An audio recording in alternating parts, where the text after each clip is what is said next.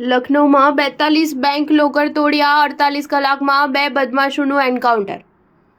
લખનૌમાં ગોમતીનગરમાં સ્થિત Indian overseas બેંકમાં થયેલી ચોરી મામલે 2 બદમાશોનું એન્કાઉન્ટર કરી દેવામાં આવ્યું છે. એક બદમાશનું ગાઝીપુરમાં, બીજાનું લખનૌમાં એન્કાઉન્ટર કરવામાં આવ્યું છે. આ બંને બદમાશોનું એન્કાઉન્ટરમાં મોત થયું છે. ગાઝીપુરમાં બિહારના નિવાસી બદમાશ સની દયાળનું મંગળવારે સવારે એન્કાઉન્ટર કરવામાં આવ્યું હતું. બીજા બદમાશ સોબિંદ કુમારનું મોડી રાત્રે એન્કાઉન્ટર કરવામાં આવ્યું હતું. તે રામ મનોહર લોહિયા હોસ્પિટલમાં સારવાર હેઠળ હતો, પરંતુ આજે સવારે તેનું પણ મૃત્યુ થઈ ગયું છે.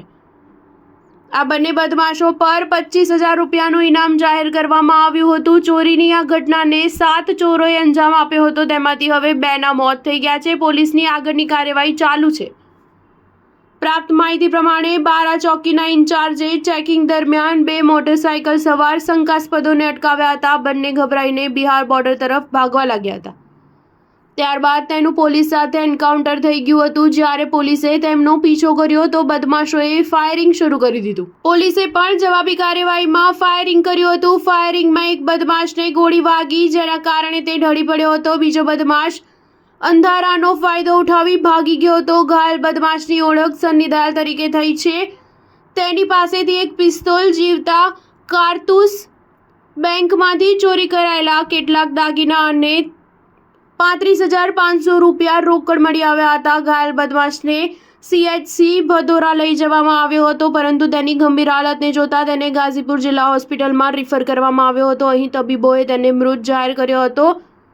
બદમાશ બિહારના મુંગેરનો રહેવાસી હતો. ડીસીપી શશાંકસિંહે જણાવ્યું કે ડીસીપીની ક્રાઇમ ટીમ મંગળવારે સવારે કોમ્બિંગ કરી રહી હતી. આ દરમિયાન એક સ્વિફ્ટ કાર ઝડપથી આવી રહી હતી. જ્યારે પોલીસે તેને રોકવાનો પ્રયાસ કર્યો તો તેમાંથી એકે પોલીસ પર ગોળીબાર કર્યો. પોલીસે જવાબી ગોળીબાર કર્યો હતો, જેમાં એક ગુનેગાર ઘાયલ થયો હતો, જ્યારે અન્ય એક સ્થળ પરથી ભાગી ગયો હતો.